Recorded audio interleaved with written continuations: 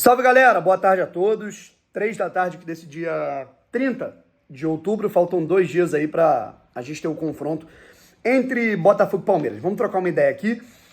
Sem desespero, mas sem passapanismo. Sem fingir que tá tudo maravilhoso, porque não tá, né? Você perde um jogo contra o Cuiabá numa partida que poderia, cara, fazer o Botafogo disparar de uma maneira muito significativa. E agora a gente vai ter um confronto importantíssimo contra o time que assumiu a vice-liderança do Campeonato Brasileiro, apesar de ter um jogo a mais em relação ao Botafogo, ao Flamengo e ao Bragantino. Tá legal? Vamos lá, rapaziada. Se inscreve aqui no canal, deixa o like, ativa o sininho pra você. Enfim, se não quiser também, tá tudo certo. Geralmente eu nem peço isso quando o Botafogo perde. Acho que é importante a gente trocar uma ideia aqui. Mas vamos lá, rapaziada. Primeiro de tudo, né? A gente vê um Botafogo, né, que mesmo com vitórias, né, o Botafogo ele tem, nesse momento, o quê? Foram 4 partidas sob comando técnico de Lúcio Flávio, desde que ele assumiu o time interinamente após a demissão do Bruno Lage. O Botafogo venceu por 2-0 o Fluminense no Newton Santos, venceu por 2-1 o América no Independência, 1-1 com o Atlético Paranaense, aquele jogo maluco que teve de tudo, né? E agora, 1-0, derrota para o Cuiabá. Foi a primeira derrota do Botafogo em 5 partidas, certo? Inclusive agora o Botafogo está 4 jogos sem vencer no estádio Newton Santos no Campeonato Brasileiro. Era uma partida em que o Botafogo não esperava perder, eu acho que ninguém esperava. É aquilo, eu estava muito contra quem achava que ia ser o jogo, tipo um jogo contra o Coritiba, que o Botafogo ia vencer por 5-0. Não é isso, né? O adversário não é o Coritiba, o adversário não é um penúltimo colocado, independente do nome, da mídia do Cuiabá. O Cuiabá é o 10º colocado do Campeonato Brasileiro, então é um time chato de se enfrentar. Nesse momento, tão chato quanto enfrentar um Internacional. Inclusive o Cuiabá ganhou do Inter dentro do Beira-Rio, né? Quanto enfrentar um Atlético Mineiro, quanto enfrentar um São Paulo, certo? O próprio Fluminense, né? Então assim, no Campeonato Brasileiro que eu digo, né? Então, cara, era uma partida que o Botafogo deveria ter entrado mais ligado, sabe? E assim, a gente seguiu um protocolo, sabe? É aquilo. A gente sabe que o Botafogo, ele precisava dar uma revigorada nos ânimos e fazer com que a equipe voltasse a jogar de uma maneira que não mexesse demais naquilo que estava dando errado, né? Que eram algumas mudanças um pouco exageradas do Bruno Lage, em relação à linha alta, em relação ao posicionamento dos jogadores, em relação a mexer demais naquilo que vinha dando muito certo, beleza? Mas agora, não é suficiente a inércia, né? O fazer o simples no futebol é um termo muito perigoso, sabe? E inclusive a gente aprendeu muito isso a macro, né, com o caso do Dorival Júnior no Flamengo. A imprensa, né, que adora enaltecer técnico gringo e adora bater em treinador brasileiro, né, fala que o Dorival Júnior só fez o simples quando ele pegou o Flamengo e levou o time para o título da Copa do Brasil e da Libertadores ano passado. Resultado, o Flamengo troca o Dorival Júnior por um português, entra o Dorival Júnior no São Paulo, o Flamengo até o momento não ganhou nada no ano, e o São Paulo é campeão da Copa do Brasil justamente em cima do Flamengo com o Dorival Júnior.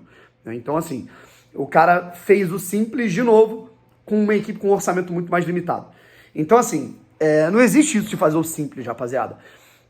Existe trabalho, existe potencializar os jogadores, existe jogada ensaiada, existe treinamento, sabe? Existe você estudar o seu adversário para fazer com que você consiga limitá-lo ofensivamente e infiltrá-lo defensivamente, evitar com que ele iniba os seus principais pontos e explore os seus pontos mais fracos, que é o que o Botafogo não vem fazendo nos últimos jogos. O Botafogo conseguiu ali, né, até numa jogada de treinamento, né, o próprio Lúcio Flávio ressalta isso com o Júnior Santos, fazer um gol ali, 2 gols importantes contra o América Mineiro, mas foi uma vitória ali, vamos colocar, vitória de campeão, né, aquela vitória que ela vai mais no abafa.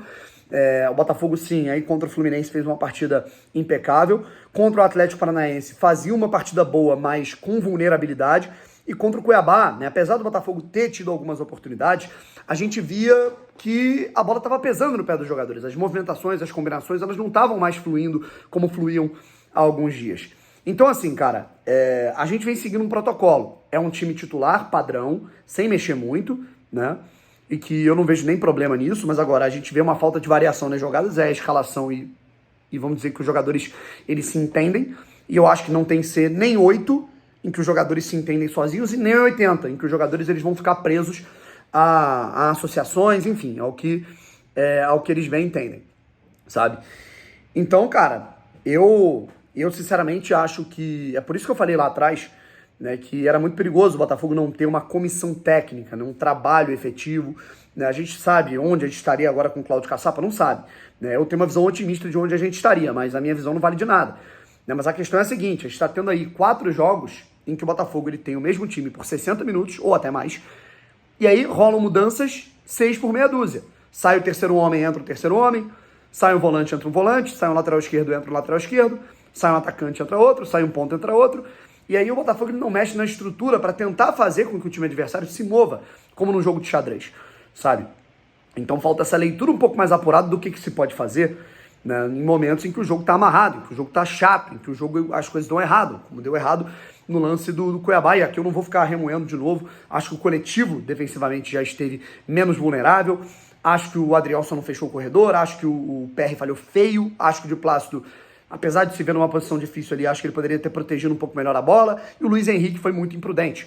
Né? Mas agora, o que eu digo é o seguinte, a gente tem que entender, né, cara, e quando eu falo, eu acho que o Lúcio Flávio ele tem que compreender que ele é o treinador, independente dele ser efetivado, dele ser o interino, dele ter moral com o John Textor ou não, isso não importa, o treinador é ele, e quem toma as decisões é ele.